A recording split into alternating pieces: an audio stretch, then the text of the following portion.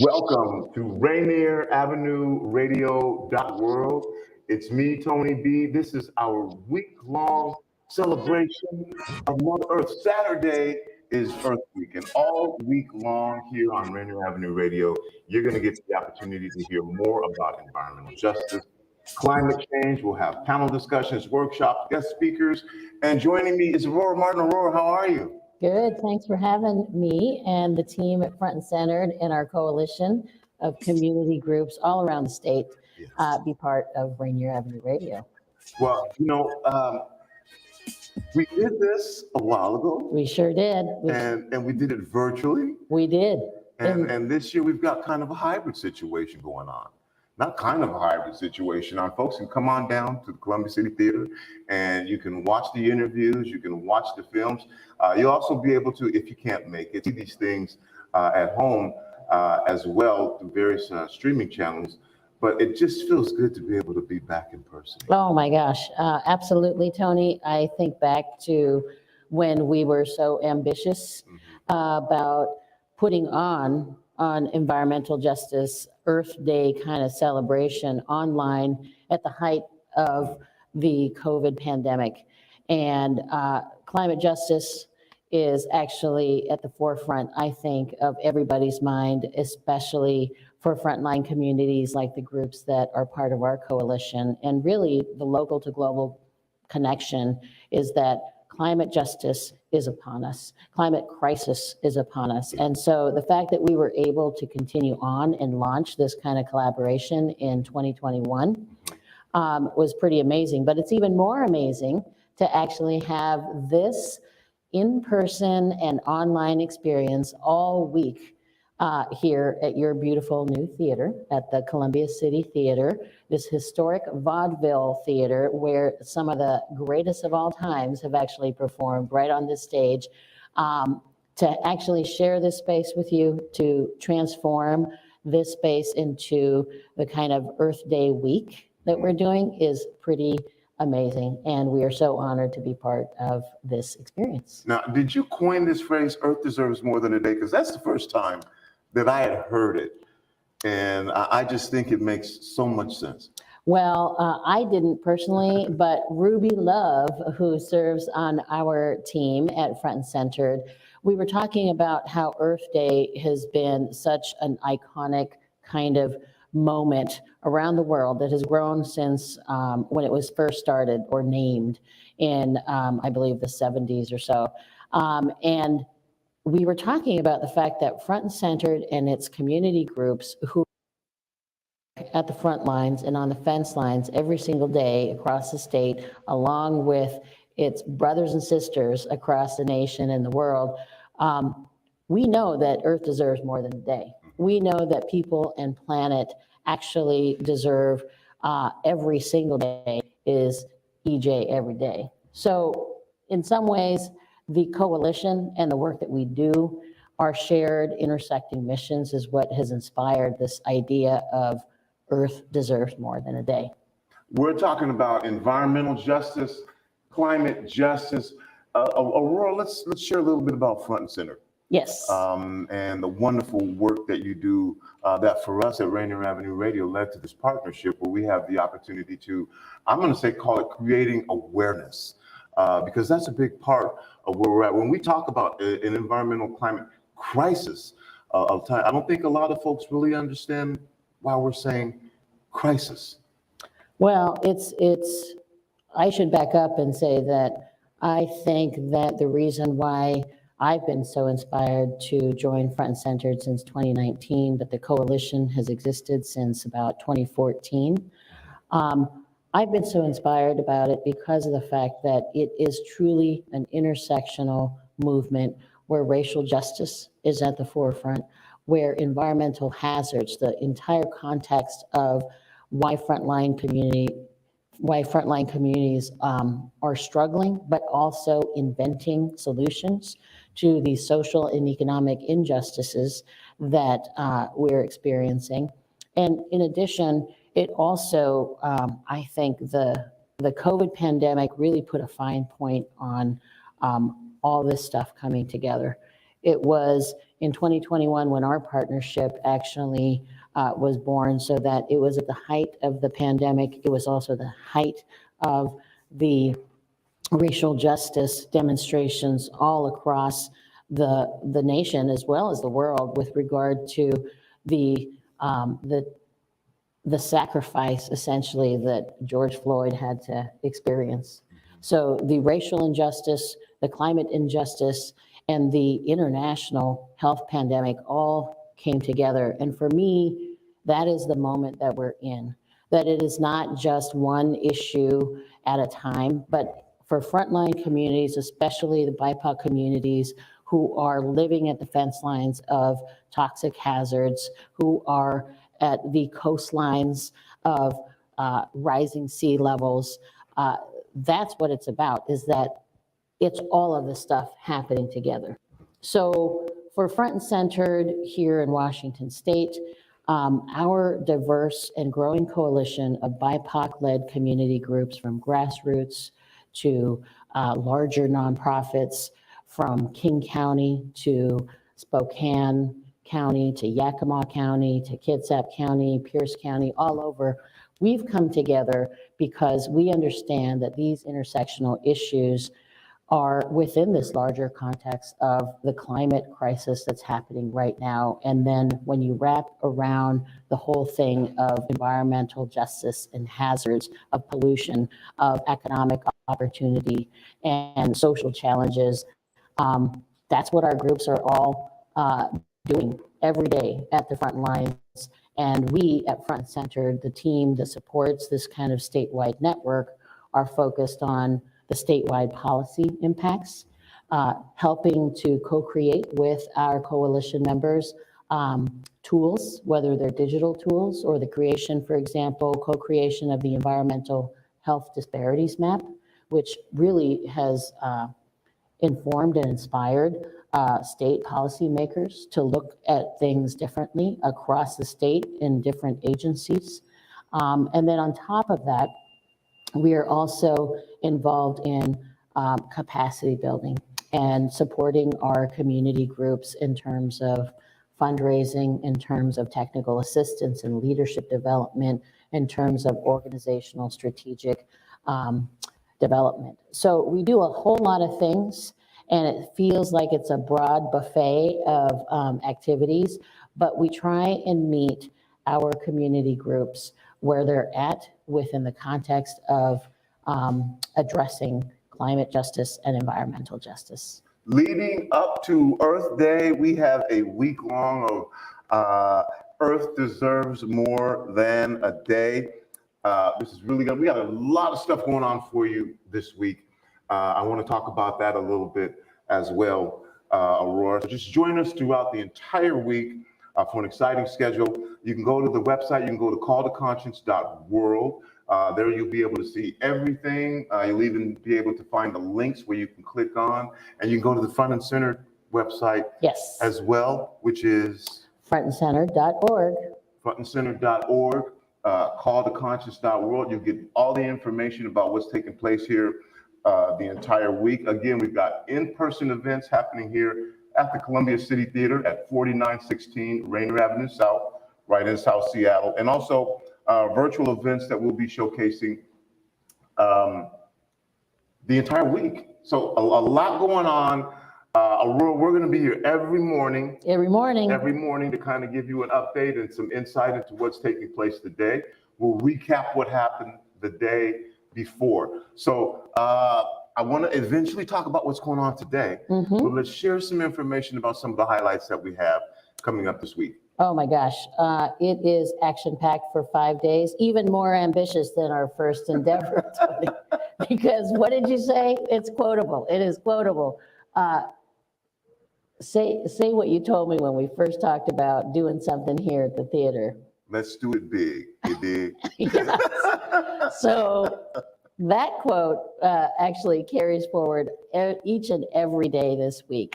We've actually got these kinds of conversations. We've got kitchen table conversations happening. We call them kitchen table conversations because we hope at Front and Centered that the ideas and the issues and concerns and questions related to environmental justice reach the kitchen table, so that everyday people, everyday meals, it's at the forefront of people's minds, that we can talk about and problem solve and come up with ideas and innovate over the kitchen table about the big and local problems that frontline communities are experiencing. So these kitchen table conversations are going to be led by Rebecca Rosado, our membership team lead.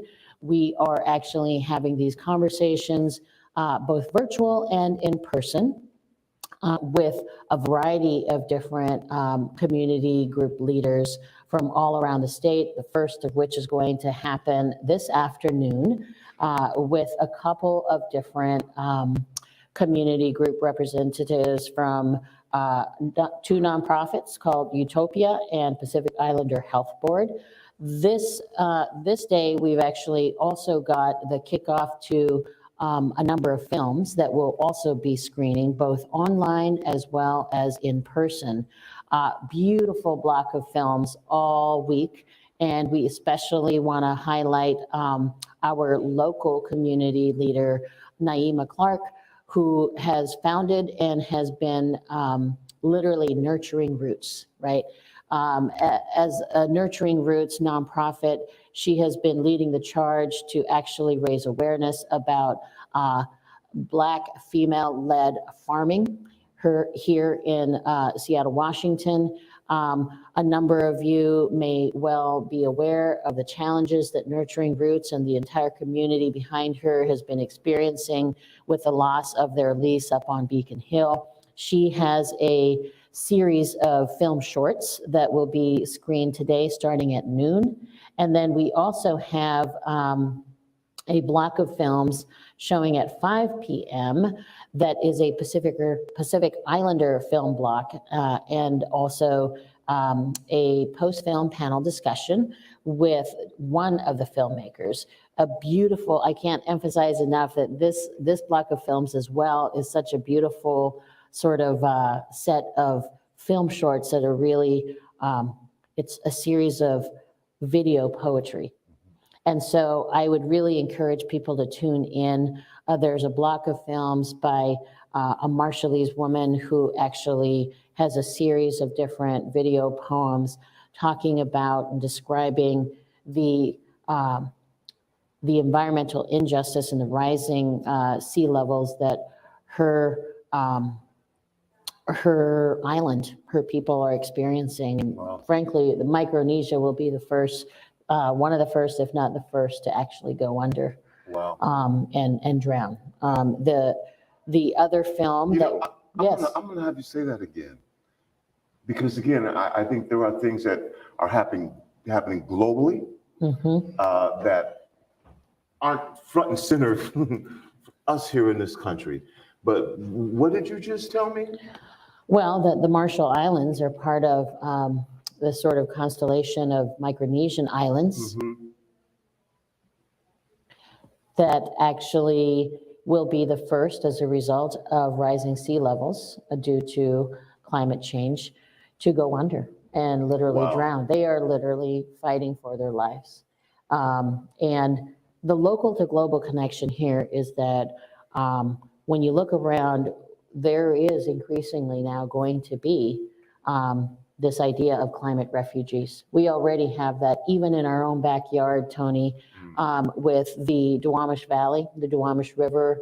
As some of you may recall, in December, the high tides essentially flooded South Park. And so a number of families had to evacuate like nothing before.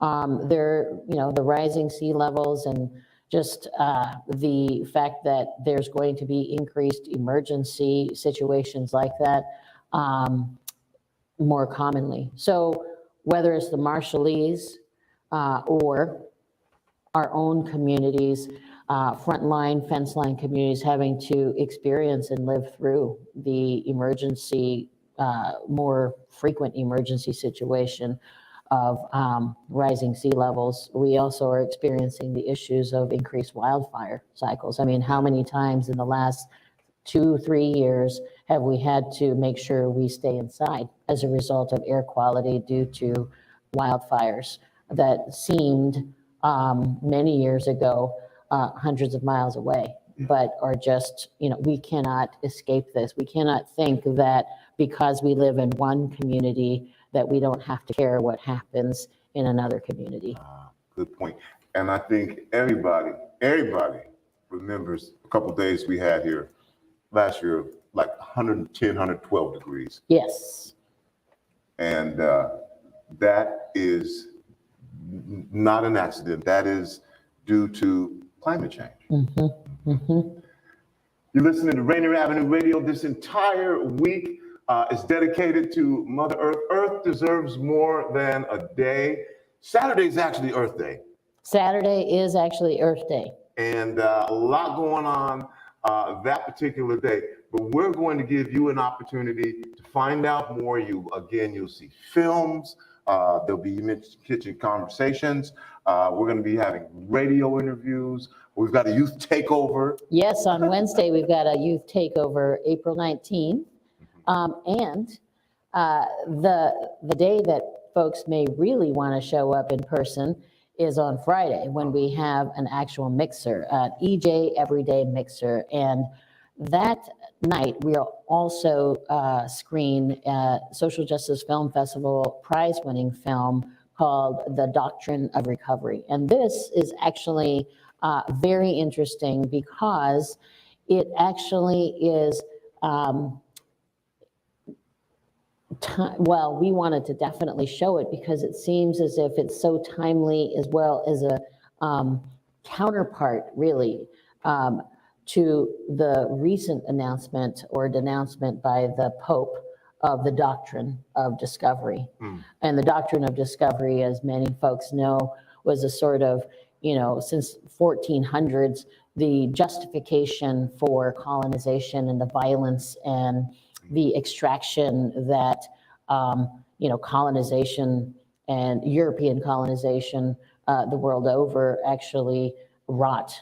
And so with the doctrine of recovery, it's really this amazing, inspiring, beautiful film that is Indigenous women centered. And I believe that it's a Canadian film, and just talks about the fact that they are asserting the doctrine of recovery and a healing and a centering and a resurgence, really, an amplification of Indigenous wisdom and the relational approach to people and planet. It's a beautiful film, and we're going to have an opportunity to have a discussion as well with a film director, Rain, who will be, I believe, zooming in. So that's going to be a very special evening, in addition to having the in-person opportunity to build community. We're going to be here at the Columbia City Theater every single day. You can actually, if you want to, you can come in at 10 o'clock. It's true. It's true. And you can catch the interview that we do here and the whatever we do here at 10 o'clock in the morning. You can catch that as well. Just stop, and I think we got muffins and water. We've got tables set up for you to be in the audience. We have information for you to learn more about the different groups involved in Front and Centered. We even have art, because what did you say to me, Tony? You got to say it. This is your tagline. We got to go big, you dig? And so we've got a mural up. We've got the premiere of some photos by farm worker photographer Edgar Franks. A shout out to Edgar, who actually is also part of the Front and Centered podcast with Jill Mangaliman, who is the former executive director of Got Green. But we've got art, we've got conversation, we've got films, and you should really, as much as possible, come in person, because this Columbia City Theater has such a special place in the city's heart as well. We have a number of really amazing other films too, such as Necessity, another climate justice, and The Thin Green Line. That was also screened in the 2022 Social Justice Film Festival. And then on Thursday, we have a documentary, a beloved documentary called Ramps to Nowhere, a local one. And then we also have another beloved documentary, Promised Land. I'm just excited about it. Ramps to Nowhere. Ramps to Nowhere. That's a great title, isn't it? Yeah, can you tell me a little bit about that? Yes, actually, Ramps to Nowhere, we have had a chance to screen a number of times. It is about transportation justice, but even more importantly, racial justice. It was a local movement here where by longtime leaders like Larry Gossett and others were able to stop a ramp from actually cutting through the community, the Central District, and the other communities neighboring to actually come together and demand that policymakers pay attention to the divisiveness of such infrastructure, quote unquote. So the Ramps to Nowhere is like literally where are they going? They're nowhere. Anyways. Those are the types of issues that we call environmental issues that impact our communities. Yes. And drastically change our communities. And most of the time, it's as if these things are done to communities of color, marginalized communities. And so, I just wanted to, you were saying. Yes. No, we have another film, Promised Land, which is a documentary about the Chinook and Duwamish tribes and their ongoing fight for federal recognition. And so that's another beautiful film that was also screened by the Social Justice Film Festival. And so as a partner, Social Justice Film Institute, which produces the festival annually, they'll also be here to just do some welcoming remarks at certain films. And then we'll hopefully have some really great provocative conversations. A number of these films you really can't screen anywhere else or see anywhere else. A number of the films that I identified as having been screened at the Social Justice Film Festival were curated by the Social Justice Film Institute. We've got about 3 more minutes, Aurora. I have to ask you though, what inspired you to become such an advocate for environmental justice and climate justice? I mean, I know the reasons are abundant, but for you personally? Oh gosh, for me personally, I have to say that it's the people. It's the people in our coalition, the community groups who have come together to work on so many different issues, but one in particular, Community to Community, led by Rosalinda Guillen. She's the one who actually put me in touch with Front and Centered. And I had done work with Community to Community doing farm worker advocacy. I myself wasn't doing the personal litigation or community development work, but having befriended Rosalinda and knowing that thousands, hundreds of thousands of farm workers all across the nation were experiencing and dealing with issues related to labor conditions. When I got to Front and Centered, the context of climate change and environmental justice issues just kind of broadened and opened up the fact that these issues are intersectional. They are not just legal, they are not just economic, they're all these issues coming together. And so the farm worker advocacy and the farm worker experience really tells a story of heat-related illness related to climate change, of pesticide poisoning related to environmental injustice, of lack of and insufficient and subpar farm worker housing conditions, indicating the economic issues and education opportunity issues and land ownership issues and health issues. It all comes together.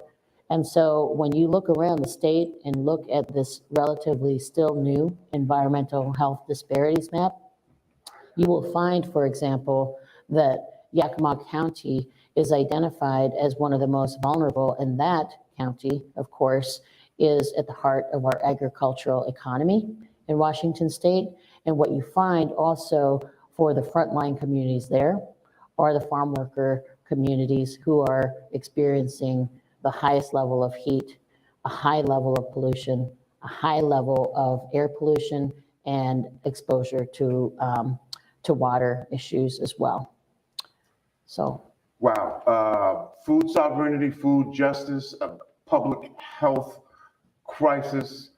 I'm so excited to learn more. I've already learned a lot, and we're excited to bring this to you. Tell a friend to tell a friend. My understanding is that if we don't do something pretty drastic by 2030, a lot of things will pretty much be irreversible at that point. So I think we're going to find out what you can do personally, but then again, this is something that goes beyond borders. So we have to figure out how to engage and how to get people involved. And but if you're thinking about, well, does this affect me, and you're not thinking big picture, well, that's somewhere else. Again, if you have diabetes, if you have a heart condition, if you have allergies, all these things will be exacerbated by what goes on here and what we do with the earth.